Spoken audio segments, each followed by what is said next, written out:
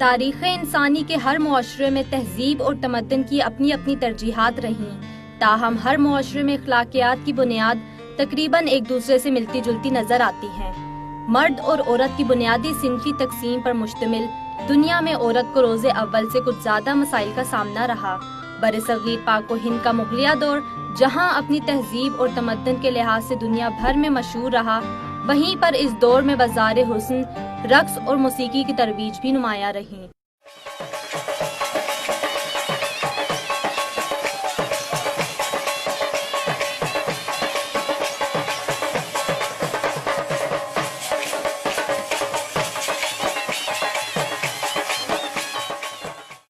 माजी में रक्स के फन और मौसीकी के हवाले से बरसगीर के मशहूर शहर दौरे हाजिर में इंतहाई तनज़्ज़ुली का शिकार हो चुके हैं। इनमें हीरा मंडी, पुराना किला, कसाई गली, सराय बेली, ली मार्केट सरे फहरिस्त है। अब तो ये इशू बन चुका है, वो कहते हैं कंजर यार छोड़ो कंजरों को, लेकिन कंजरों के घरों में लोग अदब बच्चे भेज रहे हैं अपने अदाब सीखने के लिए ना। अब तो वो दौर नहीं रहे। पहले फनकार लोग होते थे, लोगों के खुशी भी बुलाते थे हमें लोग, तो उधर गाना वगैरह सब कुछ होता था ना, ठीक है। अब तो ये बात ख़त्म हो गई है। अब तो जो जिनको शरीफ भी कहा जाता था ना, वो भी लोग काम कर रहे हैं, हमें पता है। ये कहा जाता है कि बाज़ार हुस्न एक ऐसा इलाका होता था जहां फन के दिलदादा अपने शौक की प्यास बुझाने जाते थे। इन बाजारों को कभी इल्म और फनून के साथ तहजीब और शाइस्तगी की तरबियती इदारे जैसी हैसियत भी हासिल थी। रेड लाइट एरिया जो है, जिसको मुख्तलिफ नाम दिए जाते हैं, अंग्रेज़ी में रेड लाइट एरिया कहते हैं, वैसे बाज़ार का नाम आमतौर पे दिया जाता है। उसकी हिस्ट्री ये है कि एक बहुत बहुत सदियों पुरानी चीज़ है ये, और लोग जो थे वो समझते थे कि तहजीब याफ्ता होने के लिए हमें अपने स्किल्स कुछ डेवलप करने हैं, ज़ौक़ वाली गुफ्तगू कैसे करते हैं, शेर व शायरी का शौक़ कैसे होता है। ये इलाके उम्रा के बच्चों के लिए अदब और आदाब और फन सीखने के दर्सगाहों की हैसियत रखते थे। नहीं नहीं, ऐसा कुछ भी नहीं है। लोग तो अपने बच्चे हमारे पास भेजते हैं ताकि हम उनको अदब और आदाब सिखाएं। फ़न की यहाँ पे कोई कमी नहीं है। अभी भी यहाँ पे अच्छे गाने वाले, अच्छे नाचने वाले बहुत मौजूद हैं यहाँ पे लोग, लेकिन बहुत सारे लोगों ने इस पेशे को बहुत बुरा कर दिया। ये इल्म मौसीकी है सर, इसमें सारे गमा पहले स्टार्ट होते हैं, जैसे अलिफ भी है, इसी तरह ये सारे गमा पैदा निसा सा निसा पा मागर ऐसा। रेड लाइट एरिया की बात कर रही हैं आप। असल में अब ये हुआ है कि अब पहले तो ये होता था कि एक वो मखसूस जगह होती थी जहाँ पे वो रेड लाइट एरिया होता था, वहीं पे वो लोग होते थे और वहीं पे उनकी सारी ट्रेनिंग्स और जो कुछ भी होती थी वहीं होती थी। मगर अब वो क्योंकि ख़त्म हो गए हैं तो अब वो लोग फैल गए हैं सारे शहर में, और अब ये नहीं है कि वो एक जगह पे वो हों ताकि उनकी ट्रेनिंग हो सके या कुछ हो सके। तो अपने तौर पे जो करते हैं, जो कुछ करते हैं, जो कुछ कर सकते हैं, गाने बजाने या जो भी, तो वो कर सकते हैं। ये सिर्फ मैं कंप्लेन नहीं कर रही हूँ, मैं तो ये कह रही हूँ कि ये आपको एक इंडिकेट करता है कि प्रॉब्लम है कहाँ।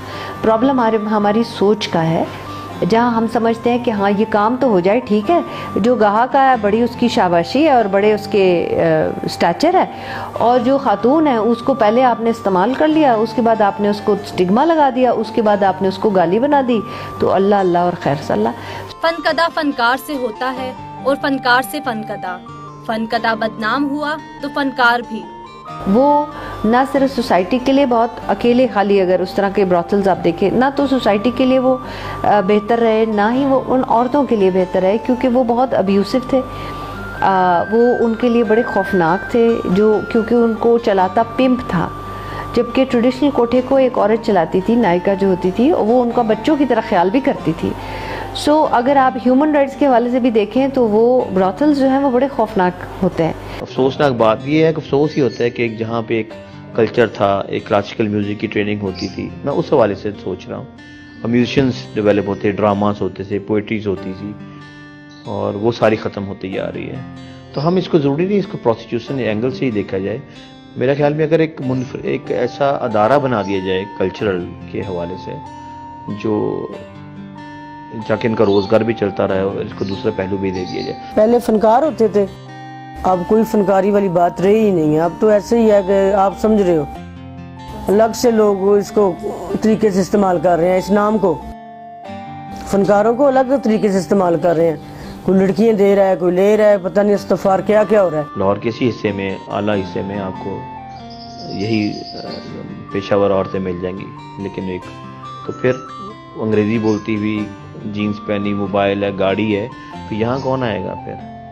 तो इस तरह इसकी डिटेरिएशन होनी शुरू हो गई इस इलाके की। तहजीबी इक़दार को फरोग देने वाला बाज़ार हुस्न इस शोबे के फनकारों की बुनियादी दरसगाह और अकेडमी की हैसियत भी रखता था। यहाँ मौसीकी और रक्स की तरबियत दी जाती थी। मैडम नूर जान भी यहाँ से गई है, यही गाती थी और 12 साल की उम्र में मैडम नूर जान ने नाम रोशन किया है। और मैडम जैसे तो पूरी दुनिया में नहीं है गाने वाली। मेहंदी हसन साहब हो गए, उस्ताद मेहंदी हसन बहुत अच्छे फनकार थे, इस इल्म की कदर भी नहीं है। ये पूरा ट्रेंड इस वजह से आया कि आपने क्रिएटिविटी को सांस नहीं लेने दिया और सिर्फ एक मॉरल स्टिक उठाकर और इतनी बैशिंग की, बजाय इसके कि इंस्टीट्यूशंस को समझते और आप शायद इनकी क्रिएटिविटी को बढ़ा लेते और दूसरी साइड को कम कर लेते। आपने बिल्कुल ऑपोजिट किया। जो आपने बेवकूफ़ाना तरीके इस्तेमाल किए, उससे बिल्कुल ऑपोजिट इफ़ेक्ट हुआ कि आपकी क्रिएटिविटी तो वहाँ ख़त्म हो गई, लेकिन जो सेक्सुअल सर्विसेज जिनको आप बुरा भला कहते वो इतनी पनपी कि वो पूरे मुल्क में फैली हुई हैं और आपको पता नहीं चलता कि कहाँ आप छापा मारें और कहाँ ना मारें। अब हमें ही ले लीजिए कि हम अपना फ़न दिखाते हैं और इज़्ज़त से कमाते हैं और लोग भी हमारे फ़न की कद्र करते हैं। ये जो बाज़ार थे ये क्रिएटिविटी का हब्स थे। यहाँ पर शायर, हर तरह का बाजा बजाने वाला, गाने वाला, कंपोज़र्स, ये सारे ही थे। तो सिर्फ ख़वातीन नहीं, यहाँ मर्द भी हैं और बहुत सारे आर्टिस्ट हैं। हमारे जो क्लासिकल की इंडस्ट्री है ना, उसमें तो बेशतर लोग यहाँ से आए जो क्लासिकल म्यूज़िक के इर्द गिर्द के लोग हैं। जो फिल्म है उसमें बहुत सारे लोग वहाँ से आए हैं। फ़ोक बिल्कुल एक ज़रा डिफरेंट हो जाता है। फ़ोक तो एक रूरल एरिया से लोग आते हैं, जो आर्टिजन्स वो सारे होते हैं, म्यूजिशियंस वगैरह होते हैं। फ़नकारों पर सही तरीके से तवज्जो नहीं दी जा रही। अगर इन पर सही तरीके से तवज्जो दी जाए तो यहाँ से भी बहुत अच्छे फ़नकार निकल सकते हैं। अभी भी हैं टैलेंट, लेकिन उसको उजागर कौन करे जब डिमांड ही नहीं है। क्लासिकल सिंगिंग की डिमांड ही यहाँ पे कोई नहीं है, या क्लासिकल सॉन्ग डांस की डिमांड ही नहीं है। बाज़ार हुस्न का नाम सुनते ही अमूमी तौर पे जिस्म फरोशी जैसे धंधे का मरकज जहन और फहम के मंजर पर उभर आता है। रेड लाइट एरिया का नाम सुन के तो लोग बहुत ज़्यादा एकदम से परेशान हो जाते थे, क्योंकि ज़ाहिर एक रेड लाइट एरिया का एक अपना एक नाम है और जैसा कि फ़िल्मों में ज़्यादा दिखाया जाता है कि वहाँ के लोग किस तरह के होते हैं, तो उससे भी बड़ा असर पड़ता है, कि उससे भी बड़ा फ़र्क पड़ा है। ये भी हकीकत है कि इन बाज़ारों ने ऐसे फनकार मुल्क को दिए जिन्होंने वतन का नाम दुनिया भर में रोशन किया है। जब मैंने स्टार्ट लिया है इस काम का, जो कि 30 साल पुरानी बात है, तो उस वक्त ये टाबू था कि शो बिज़नेस कोई अच्छा नहीं समझा जाता था। तो हमारे लिए भी सोसाइटी में एक्सेप्टेंस ज़रा सी मुश्किल थी। जिसको कोठी खाने कहते हैं या ब्रॉथल्स कहते हैं, उसका रिवाज इसलिए बढ़ गया कि वो खामोशी से, पुलिस की नज़र से बच के आप खाली वो सर्विसेज दे देते हैं और आपने म्यूज़िक वाला पार्ट जो है ख़त्म कर दिया। तो उससे पूरा ट्रेंड ही इतना चला है कि जो ट्रेडिशनल सिस्टम था वो ड्विंडल होता गया, वो कम से कम होता गया, और जो सिर्फ सेक्सुअल सर्विसेज वाला है, जिसको आप बिल्कुल ब्रॉथल्स कहेंगे, वो बढ़ते चले गए। ये तब से है जब से पाकिस्तान हिंदुस्तान बना था, तब से ये काम चल रहा है। लेकिन उस वक्त तो बड़े और टाइम फन देखते थे, डांस देखते थे, गाना अच्छा सुनते थे, उनको पता था ये फनकार लोग हैं। अब नहीं, मेरे अब तो कुछ नहीं है। नाम तो मैं सिर्फ उनके शायद बहुत सोच के ले पाऊँ जो वहाँ से नहीं है, क्योंकि मेजॉरिटी हमारे जो पिछले पुराने सारे आर्टिस्ट रहे हैं उनका वहाँ से ताल्लुक़ रहा, और वहाँ से ताल्लुक़ होने का मतलब ये नहीं कि वो प्रोस्टिट्यूट्स रहीं। वहाँ से ताल्लुक़ होने का मतलब ये कि बड़े बड़े हमारे क्लासिकल मौसीकी के उस्ताद भी उन्हीं महल्लों में रहा करते थे, क्योंकि ये उनकी शागिर्दें थी। सो ये बहुत इनका चोली दामन का साथ था। हमारे बड़े बड़े कंपोज़र जिनको हम बहुत बड़े गुरु मानते हैं, वो उन्हीं महल्लों में रहते थे, और वो इस वजह से नहीं कि वो इस पेशे में थे, वो इस वजह से कि ये पूरा हब था। म्यूज़िशियन मिलना, आप अगर गुलबर्ग में जाके रह रहे हैं, आपको वहाँ गाना कंपोज करना, आपको बांसुरी वाले का पीस चाहिए, आपको वायलिन चाहिए, तो आप वहाँ कहाँ ढूंढेंगे? असल में बात ये होती है कि बैकग्राउंड मैटर नहीं करता। इंसान का काम जो होता है वो उसकी पहचान होता है, और ख़ास तौर से शो बिज़नेस में जो उसमें ये नहीं देखा जाता कि कौन कहाँ से आया है। आपको स्क्रीन पे जो नज़र आ रहा होता है वो उनका टैलेंट नज़र आ रहा होता है। तो मैं नहीं समझती कि इससे कोई फ़र्क पड़ता है कि कौन किस बैकग्राउंड से आ रहा है। कुछ इंज भी राहवा ओखियां सन, कुछ गल विच गम दा तोक भी सी, कुछ शहर दे लोग भी जालिम सन, कुछ सानू मरन दा शौक भी सी। समाज बदला, नजरियात बदले, लेकिन पेट की आग बुझाने की जरूरियात जिंदगी ना बदली। नतीजे में फन की इन दर्जगाहों को फहाशी की अमाजगाहों का नाम दे दिया गया। प्रोस्टिट्यूशन जो है वो 2 विलिंग लोग करते हैं, ठीक है। रेप से उसको अलग रखना चाहिए। प्रोस्टिट्यूशन जो है 2 विलिंग, आप कहें वो लीगल है इलीगल है, मैं उस बहस में नहीं जा रही, मैं सिर्फ ये कह रही हूँ वो 2 पार्टियां करती हैं।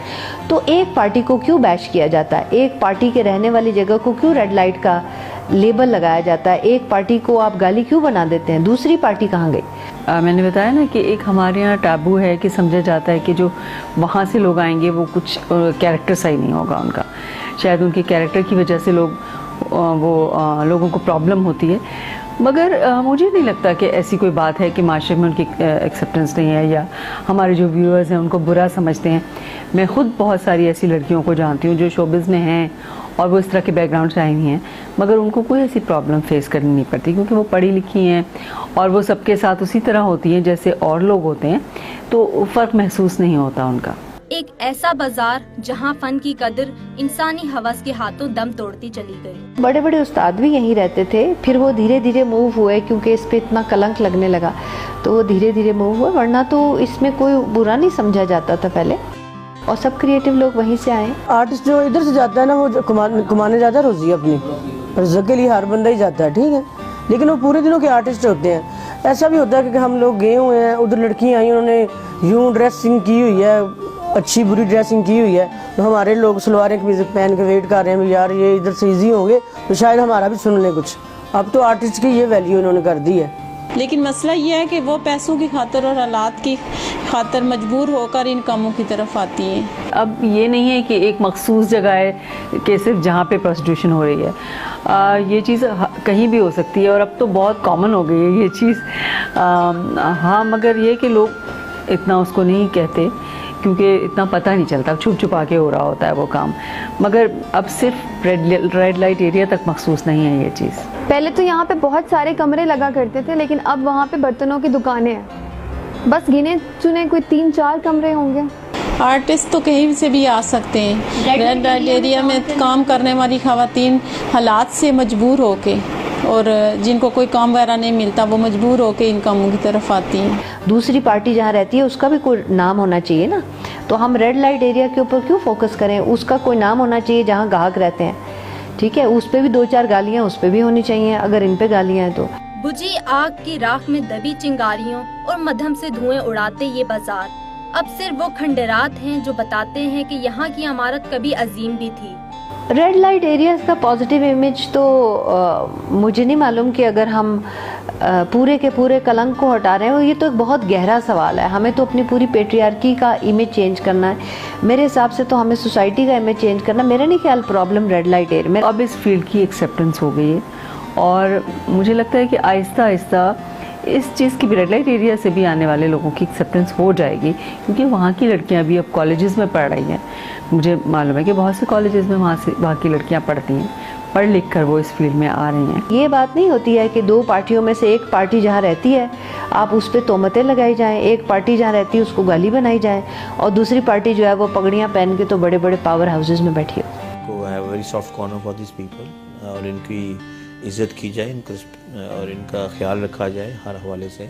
ये भी हमारे शनाख्ती कार्ड रखते हैं, शहरी हैं, हमारे पाकिस्तानी हैं, और इनके तालीम के हवाले से, इनके बच्चों के बारे फ्यूचर के बारे में कुछ सोचा जाए कि अगली नस्लें, या तो हम इसको वैसे छोड़ दिया जाए तो फिर आपको प्रॉब्लम्स फेस करनी पड़ेंगी लोगों को, अगर इनकी नस्लों को संवार दिया जाए, मुख्तलिफ पहलू देकर इनको फ़नकार बना दिया जाए, म्यूजिशियंस बना दिया जाए, तो इसमें कोई मजाक नहीं। यहाँ आने वाला अब कोई भी ये नहीं जानना चाहता कि वहाँ पड़ा इंसान कैसे इस मुकाम तक पहुँचा।